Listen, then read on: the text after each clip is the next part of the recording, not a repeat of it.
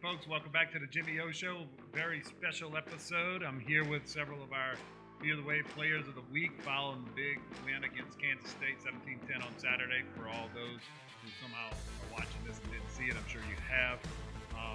While these guys have turned the page, the way the schedule works, we still got to talk a little bit about that, but we'll spend some time looking forward to next week. I got three guys from Mississippi here. I got Kiland Harrison down here. He was one of our special teams players of the week.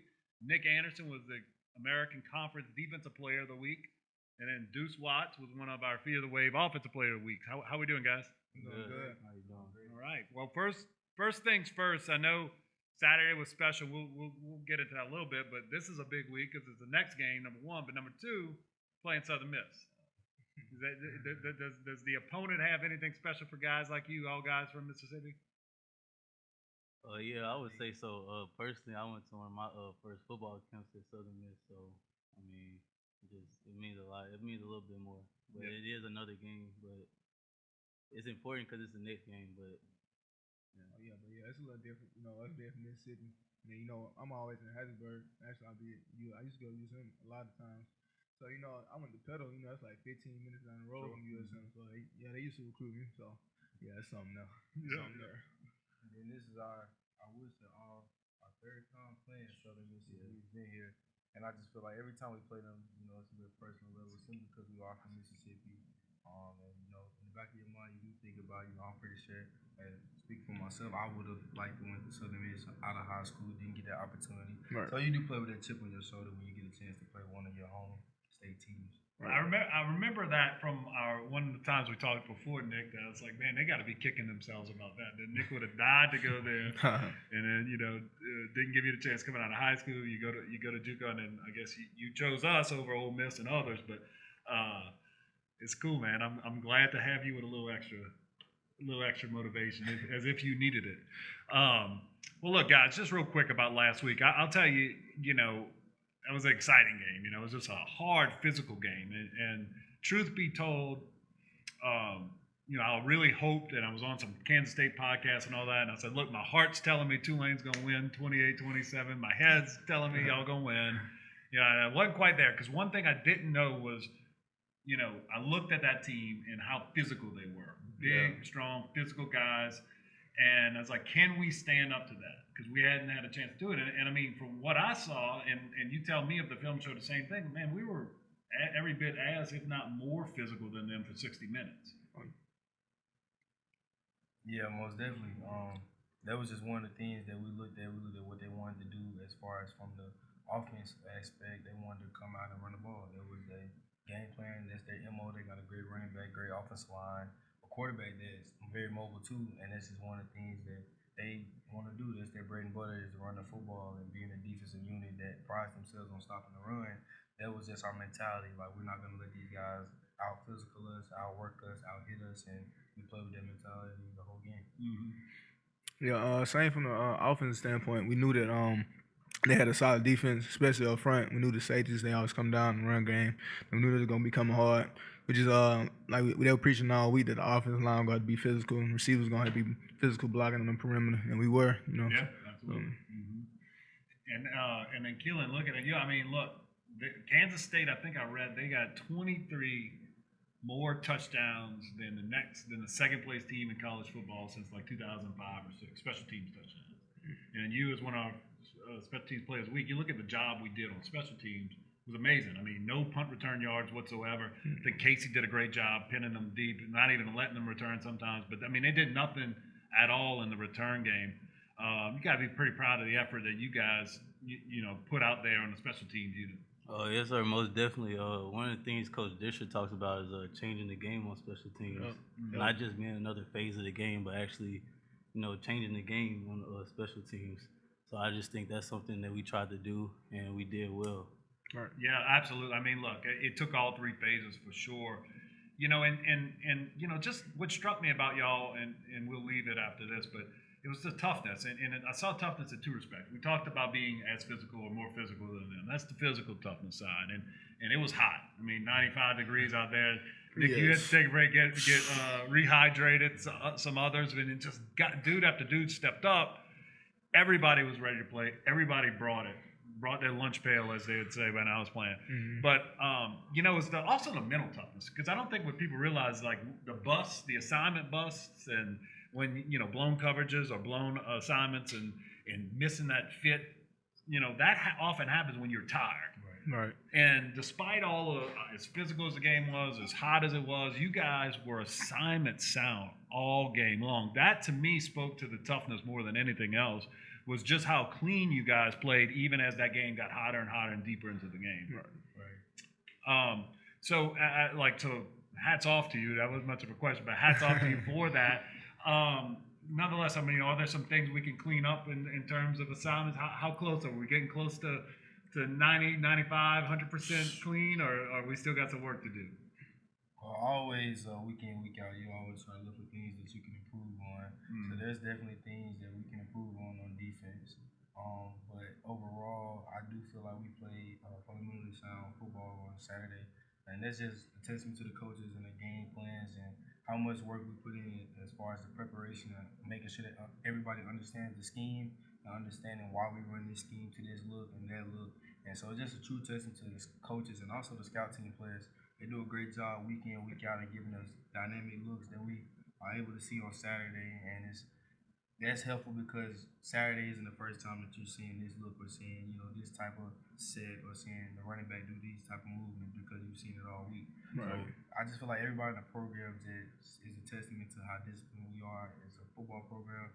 But like I said, it's always room for improvement. Right.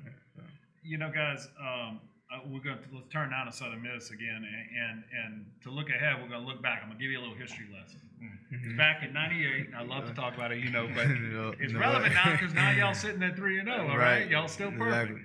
And so week 4 in 1998 was against Southern Miss. Okay, and really the story is relevant for 2 points. And so we hadn't beaten them. First 3 years, they beat us all 3 years, and they were the best team on the block. They were the defending champion in the league. They had a ton of pro guys. Patrick Surtain Sr. was playing at the time, and he was amazing. And Adalius Thomas is a guy who made probably over $100 million in his NFL career, and just a bunch of dudes, man, offensive linemen, the whole thing. They were big, tough, physical. They like to put on the all black, come after you. And that was the challenge. So we're 3-0. We're going to play Southern Miss. Sean King just broke his non-throwing wrist. He can't even take snaps under center. So it was a big, huge game. Can we actually get over the hump? Can we go to 4-0 against this team? We were able to do it. Now, so lesson one, if you want to go undefeated in Tulane, you got to win. You got to beat Southern Miss to go to 4-0. But lesson number 2 was what ended up happening. That was our big moment, getting over a hump, right? And you guys just got over a big hump. Right. And I know Coach Fritz has been working, and I know the leaders have been working it, but the toughest game, the only game of the season that came down to the final play was that next week. Right. And that was against Louisville, and they weren't the big bad Lamar Jackson Louisville at the time. They were kind of on the come up at the time, but they were an unknown program. We had to break up a pass in the end zone to preserve a 28-22 win that week. So we had gotten to what seemed like the mountaintop, right? And then it almost all came crashing down. And it's natural. You go back to the Book of Judges, Nick. I mean, we could go through example after example. When things get good, people drift away from what got them there. Right. And so I know that's been a focus. What have y'all been looking at? What have y'all been doing in terms of keeping the focus, moving on to the next opponent, making sure the work's right so that we're ready for this next week and not sort of having that letdown moment coming off a big win? One thing that we tend to focus on is not living in our past successes. Right. And so, like, the K-State game, it was amazing. A lot of people are still talking about it. And part of the reason I feel like a lot of people are talking about it because a lot of people didn't think we were going to win. Right. But that's something that we knew we could go up there and do, and we did it. So we didn't surprise ourselves with that win. But now it's time to, lock back in. This game right here is the battle of the bill. It's something personal for not only us, for this university, for these fans, for the city of New Orleans.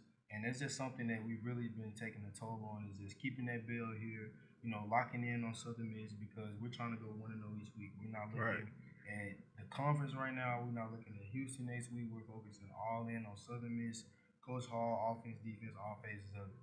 And so I feel like right now, like everybody's pretty focused on it. Like nobody's overlooking it. You know, everybody's dialed in on winning the game on Saturday. Yep, no doubt. So anything you've seen Southern Miss wise, Duece, that they present that's going to be a challenge to the offense that they surprise you in any way on the tape, or y'all? I mean, how y'all feeling about it? I mean, we feel confident. You know, our coaches, they always come up with a great game plan, like against every team. I mean, it's not really any team that we face that we really just like worried about anything they do, because we know that we're gonna come up with a great game plan. And the coaches, they prepare us every week, and not like if we have a bad play, like any bad plays we had the week before, we run over Monday, all corrections. So like Nick was saying, like a lot of people, we know they didn't think we was gonna go up and win the game, but our team, we all knew what we was going to do, like every week. So now we're not living in the past right now. We're focusing on USM, Coach Hall, and then after that. Well, you said it, Coach Hall, and so Kiland, he was probably part of your recruitment, right?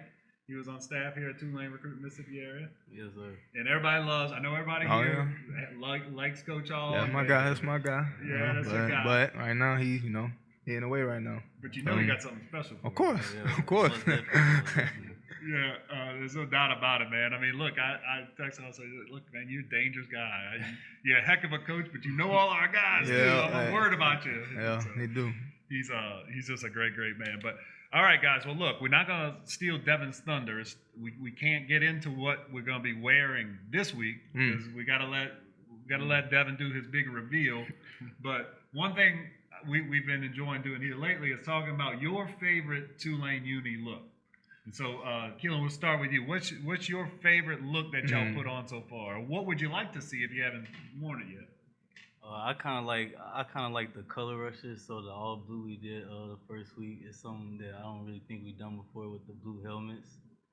But other than that, I say white and green, white jerseys, green pants, white helmet, Okay, green helmet. Very nice.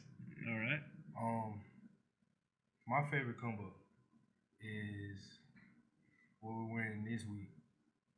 Don't let Devin tell you otherwise. But I gave him the idea. Okay. I just want to put that out there. Idea. But this is my favorite combo. All right, we're gonna have to wait and see on Saturday. I love it. All right. For me, I really like all the color rushes, kind of like Kiland. I really like the all blue, the all black, all white, all green. Really look good the other week. So yeah, I really like all the color rushes. Yeah, I was telling some guys the other day, the way when we used to do the mono color, like the one color, it used to look bad when I did it, but somehow it looks good. It does look good. Y'all got the green just right. Our green was a little off back in the 90s. Right. But just the whole thing was great. So, well, guys. Nick, y'all get to choose. We don't get to choose, but I made a strong suggestion. Yeah. Strong suggestion. Nick gets to choose. Okay, what is that?